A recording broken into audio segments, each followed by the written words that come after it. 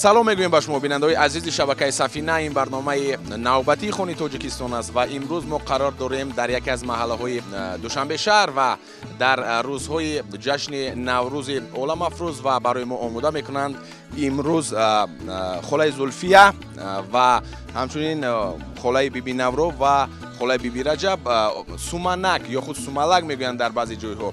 қайд кардан ба маврид аст ки хуб ягон Хуни Тоҷикистонро дар ин рӯзҳои наврӯзӣ бе чунин хӯрок бе анамин хӯрок тасаввур кардан номумкин ва ғайриимкон аст. аз ҳамин лиҳоз имрӯз омода мекунанд ва мебинем ки чӣ гуна ин хӯрокро омода мекунанд. салом алейкум ба бинандагони меҳрубон, хуш омадед. баъд аз он ба наврӯз ҳаматонро табрик мекунам. ба шумо низ муборак бошад. якуми гандумро тоза мекунӣ, мешӯӣ, тар мекунӣ, як шабона рӯз дар даруни об. агар оби борон бошад бо беҳтара, беҳтарин шоби борона меган. акума накардаму баъд як рӯз ки тар карда як шабона неш мезана. баъд гирифта даруни карсон мемонӣ, маҳкам мекунӣ, кам кам неши зиёдтар шидан мегира. баъд мегирӣ таваққӯ дар тунук мекунӣ.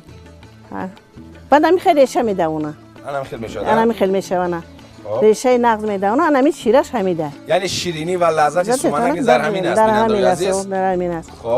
баъд аз он гирифтаеро нағз дар уғрак майда мекунӣ. мечики гуфти чизо. баъд об андохта меҷафию, шираша гирифта, баъд хамир мешӯрӣ.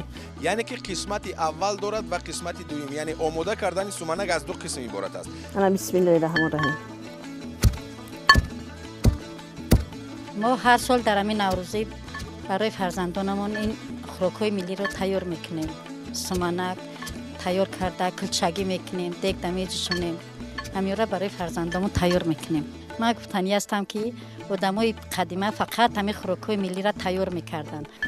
тарбият додан дар корхонаи ҳамин вайро рафта вай мекунанд пешои одамои калонсол омада ёд гирифтаншон дар кор.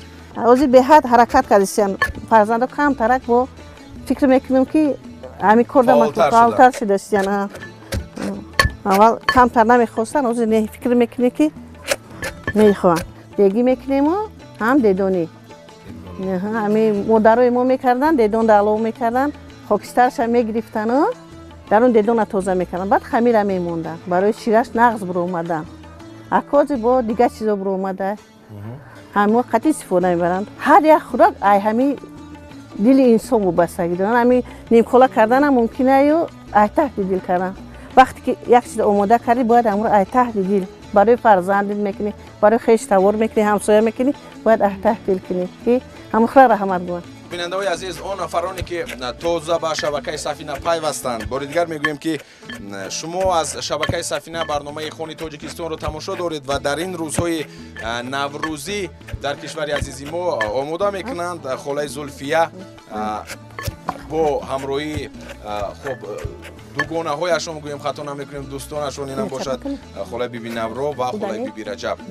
акнун ба қавли протсесс пурҷӯшу хурӯш идома дорад ва мебинем ки баъд аз куфтан мегӯянд ё ин ки майда кардан боз қисмати дигар аст ва чун гуфтем дар боло ки аз ду қисм иборат аст. вақте ки дар дег меандозанд холаи Зулфия, чӣ қадар бояд ки онро хуб кофт? тахминан 12 соат. 12 соат, не камтар аз 12 соат. ако одамоя хело тезтар мекунанд, невай хом мебароянд. барои чӣ ки об андохтан дар пояд чақадар ҷӯшондан дар кор ки ширин шавад. бинандаҳои азиз, баъд аз чанд лаҳза бармегардем ва мебинем ки то кадом андоза ин сурат мегирад ва аз ҳамун тарзи муфассали омода кардани суманак шумо воқиф хоҳед гашт. моро тарк накунед. ин барномаи Хуни Тоҷикистон аст.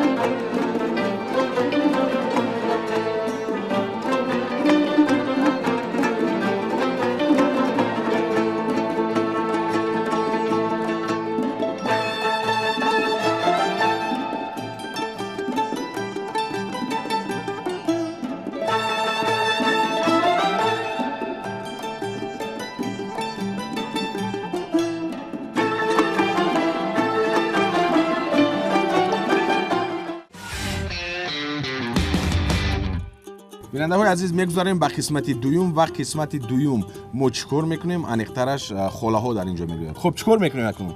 اول کوفتگی همون رو در آب انداختیم. آوجیده میگیریم شیرش رو. نه اپای بیورجا جفیده گرفته است. خب یعنی من فکر میکنم که این کار یک نفر نمیشود، حتما که باید بسیاری باشد خوبتر آسانتر میشود.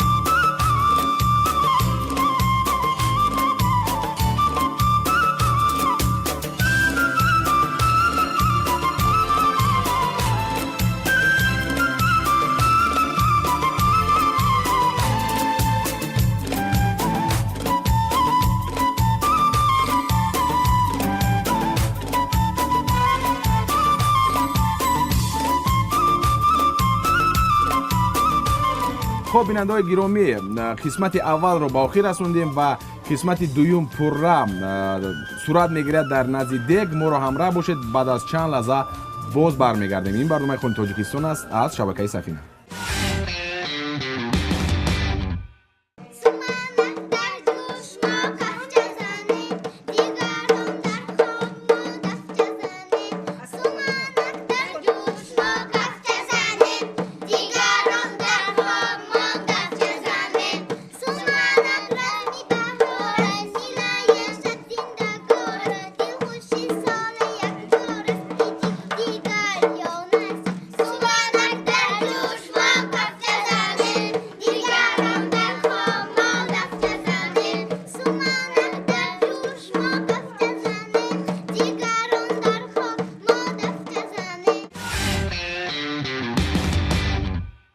ما چهارمغز برای یکم نیت تینه کردن در دیگ میپرتوییم. با بعد از این میتونیم که سنگ پرتوییم برای که در پگ یمو دیگ سمنک نچسبه. با دما ارزو میکنن این چهارمغز در می دیگ برای نیت تینه گفته میپرتویم. از سنگ برای نچسبیدن یعنی سمنک. چند کسی که چی دارن؟ نیت داشته باشه، چی داشته باشه؟ امیده و مختار کردن میگیره. و نیت تینه گفته بسیاری جمع میشوند و نوبت هر کدومشون کوفتن میگیرن. میشود که روغن اندوزن در سمنک. آدمایی هستن که روغن میندازن. این خیلیش با کمتر سمنک بسیارتر میبرن. ولی کمتر نمیگیره بعد چهارمغز تر میشینه. ولی خوب کو. ولی تر شود. باز میشوه ها. ولی نجوشی اگر بجوشه چهارمغز باز میگیره. خیلی کردنش قینه یا خیلی. سمنک کردنش قینه.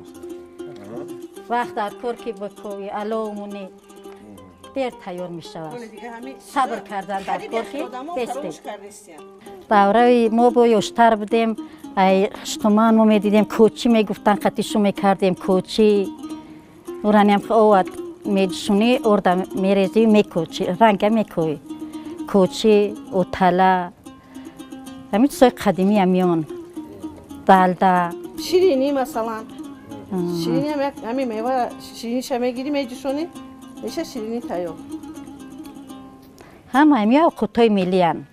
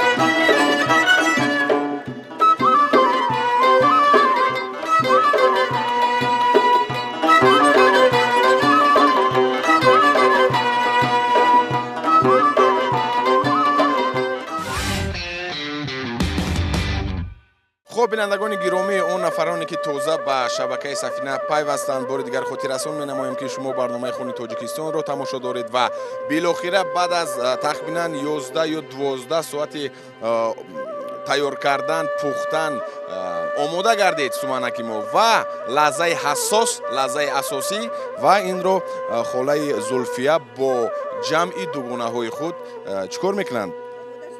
میکشند. مرحمت، مرحمت.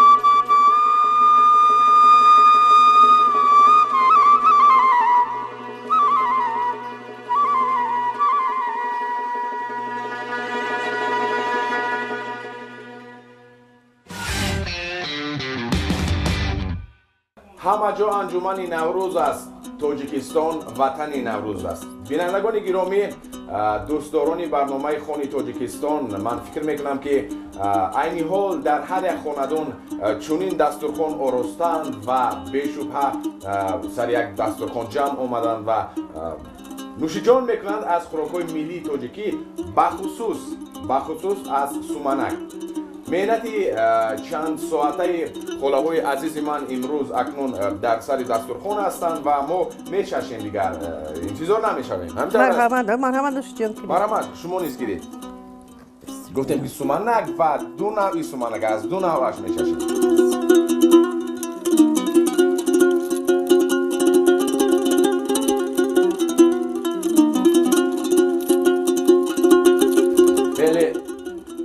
لذتی خاص دارد و بی‌شبهه یک چیز را میگویم بینندگان عزیز که من اگر خطا کنم اصلاح کنید. شما خاله‌های عزیز خوراک‌های ملی مو به خودش یک طعم خاصه خود را دارد.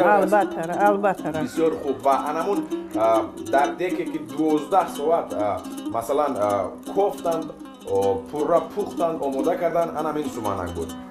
و سومنک دویمه که خوله ها آماده کردن اینم باشد چی میگن این رو؟ سومنکی کلچگی برای چنگالی. چنگالی و کلچگی میگن. کلچگی. از این نیز میچشیم.